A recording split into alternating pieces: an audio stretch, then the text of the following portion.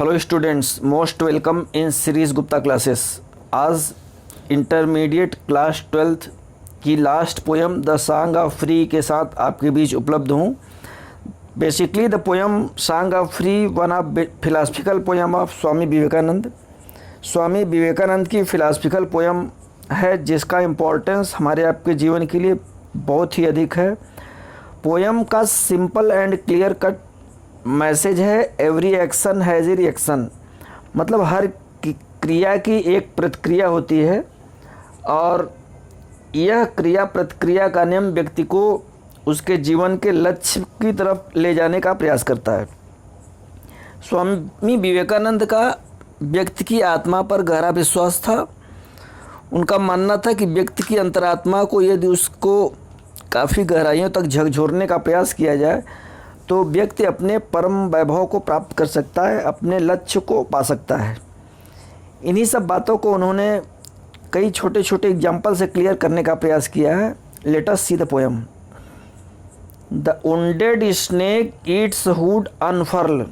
Dear students, snake means हम जानते हैं, वुंडेड मीन्स घायल।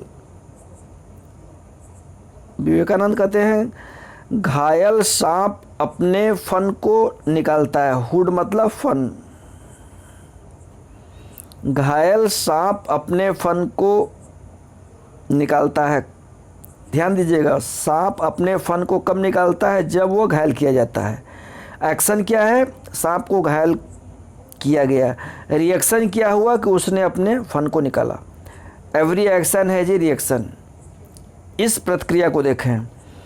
घायल सांप अपने फन को निकालता है, मतलब a snake shows its hood when it is hurt. सांप तभी फन को निकालेगा जब उसको हम हर्ट करते हैं, घायल करते हैं।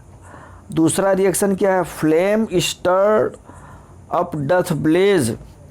Flame means flame, stirring means blowing. बुझी हुई फ्लेम को फूंक मारने से चमकने लगती है। ब्लेज मतलब बर्न्स, चमकना, जलना। Flame stirred up doth blaze. बुझी हुई फ्लेम को फूंक मारने से उसमें चमक आ जाती है, जलने लगती है। Desert air resounds call of heart stuck lions rage. और क्या रिएक्शन है? डेजर्ट एयर मतलब सुनसान, वीरान, बंजर प्रदेश। Resounds call heart stuck lions rage. और यहाँ पर जब लायन में शेर, शेर अपनी प्रचंड आवाज़ को निकालता है तो इसके क्रोध से पूरे जंगल में सन्नाटा छा जाता है। बात को समझिए। Desert air resounds call of heart stuck lions rage. Lion शेर की प्रतिक्रिया क्या है? When it is shoot.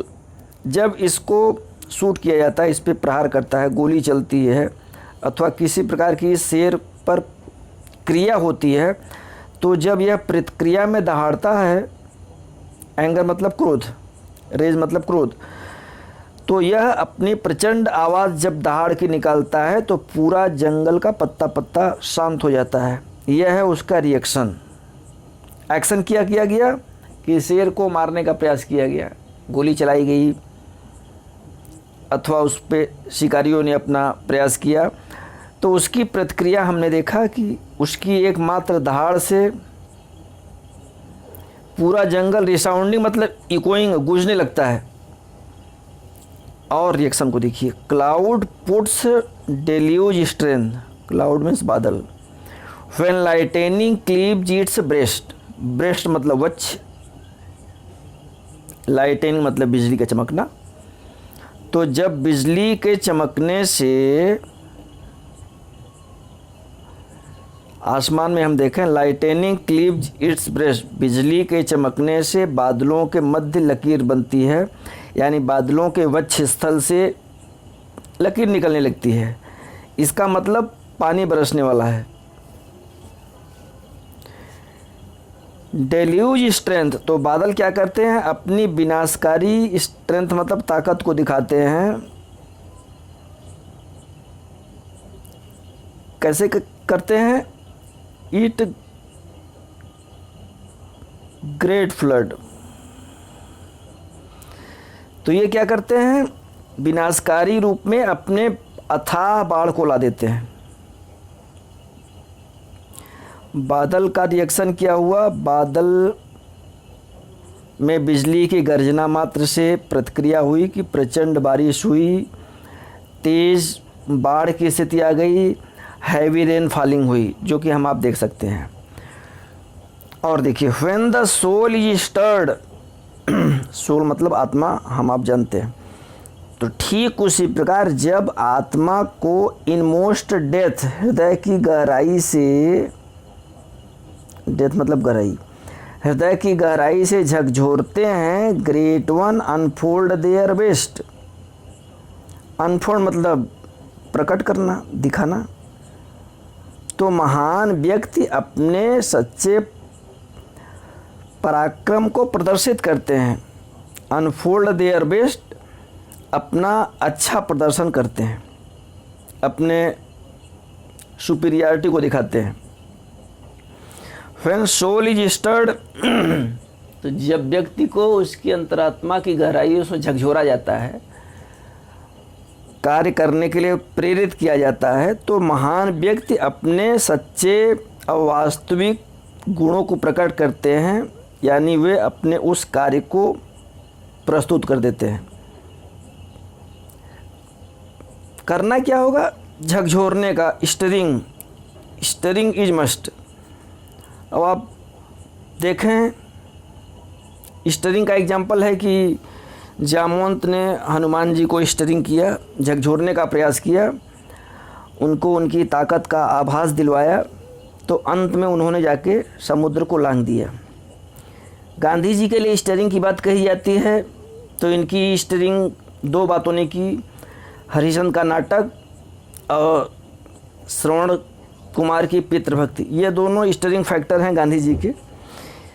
और इन दोनों को हम बढ़िया जानते हैं, चाहे गांधी जी हों, चाहे जी भी, किसी भी सफल व्यक्ति को आप देखिए तो वह उसका सच्चे पराक्रम को दिखाने का कोई न कोई क्लू है, फैक्टर है। और कुछ के हम जानते हैं, कुछ के हम नहीं जानते हैं। तो विवेकानंद का साफ कहना है कि व्यक्ति को उसकी अंतरात्मा की गहराइयों से झकझोरा जाता है, तो व्यक्ति अपने सच्चे वैभव को, पराक्रम को, योग्यता को, क्वालिटी को, मेरिट को, जो भी है, उसको प्रदर्शित करता है। स्टरिंग, मोटिवेशन आज के डेट में कॉमन वर्ड है, मोटिवेशन इज मस्ट। मोटिवेशन किया जा रहा है, फोल्डिंग, मोल्डिंग। और इस मोटिवेशन में व्यक्ति अपने सच्चे गुणों को परिलक्षित करता है। लेट आइज ग्रो डिम, लक्ष्य प्राप्ति के लिए विभिन्न स्टेज से गुजरना पड़ता है। लेट माने देना, लेट मतलब शाब्दिक अर्थ देने से। लेट आइज गो डिम, आँखों की रोशनी मध्यम हो जाने दो। ठीक, आँखों की रोशनी मध्यम हो जाने दो। आँखों की रोशनी मध्यम कब होगी? जब हम अपने आप को लक्ष्य की तरफ निरंतर अग्रसर करेंगे, तो आँखों की रोशनी मध्यम हो सकती है। हार्ट ग्रो फेंट, हृदय कमज़ोर पड़ सकता है। अब आँखों की रोशनी मध्यम होने का मतलब हमारी आई साइट कमज़ोर हो सकती है, हमें कम दिखाई दे सकता है। हार्ट गो फैंट, हृदय का फैंट होना मतलब कमज़ोर होना, हृदय संबंधी समस्याएं आ जाना। फ्रेंडशिप फेल, मित्रता, संगी साथी असफल हो जाए, फेल हो जाए मतलब आपका साथ छोड़ दें, मुंह मोड़ लें, तो स्वाभाविक है हम लक्ष्य की ओर जितना अधिक अग्रसर होंगे तो ये सब हमसे किनारे होते रहेंगे। लव बिट्रे,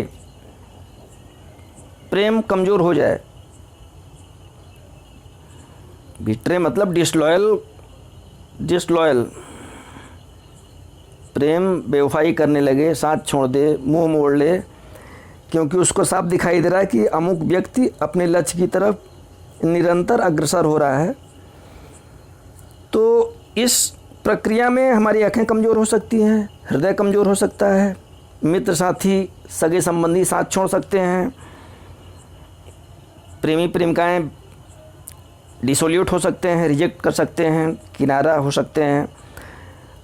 और ये सब नहीं हुआ तो लेट फेट, फेट मतलब भाग्य नसीब, 100 हॉरर्स एंड, भाग्य के रूठने का एग्जाम्पल देखें कि भाग्य रूठ जाता है तो सैकड़ों प्रकार से आतंकित करता है।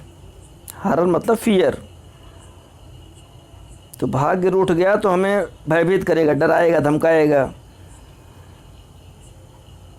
And clotted darkness block the way, और क्लॉटेड डार्कनेस मतलब पूर्ण अंधेरा, पूर्ण अंधकार, और पूरी तरह से अंधकार आपके रास्ते अवरुद्ध करके सामने खड़ा हो जाता है। निगेटिव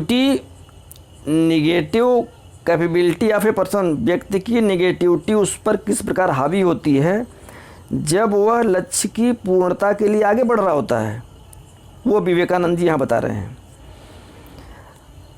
शारीरिक अक्षमता आ गई, आँख कमज़ोर हो गई, हृदय कमज़ोर हो गया, संगी साथी मित्र नातेदार उससे किनारे हो गए, सब ठीक रहा तो भाग्य उससे रूठ गया, नाराज़ हो गया, प्रकृति उसके ऊपर कंप्लीट तैयार हो जाती है। Clotted darkness black the way, और इस प्रकार उसके सामने पूरी तरह से अंधेरा छा जाता है, आगे पीछे कुछ नहीं दिखाई देता है कि कहाँ जाएं, क्या करें, क्या न करें। और इससे बचा नेचर, प्रकृति भी उससे नाराज़ हो जाती है। Nature wore angry front to crush you out, very important line for UP board, बहुत इंपॉर्टेंट लाइन्स हैं। और अंततोगत्वा प्रकृति पूरी तरह से भुकुटी तान लेती है, मतलब एंग्री मूड में, रेजफुल मूड में पूरी तरह से नाराज़ होके तैयार हो जाती है। किसके लिए? क्रश यू आउट, तुम्हें बर्बाद करने के लिए, तुम्हारा विनाश करने के लिए।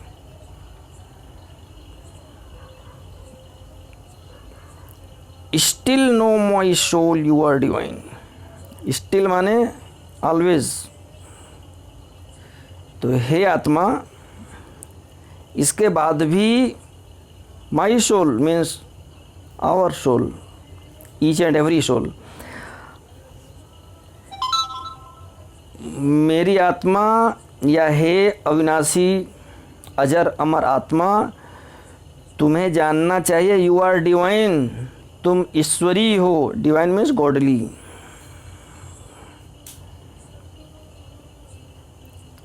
डियर स्टूडेंट्स, आत्मा का संबंध न तो मित्र से है, न तो आँख से है, न तो हृदय से है, न तो डर से है, न तो भय से है, न आत्मक से है, न प्रकृति से है। तो कवि संबोधित करा कि हे आत्मा, इसके बाद भी यू आर डिवाइन, तुम ईश्वरी हो। Don't be afraid of the, इन सब से डरने की तुम्हें आवश्यकता नहीं है। Divine march on and on, march means आगे बढ़ो, प्रोसीड,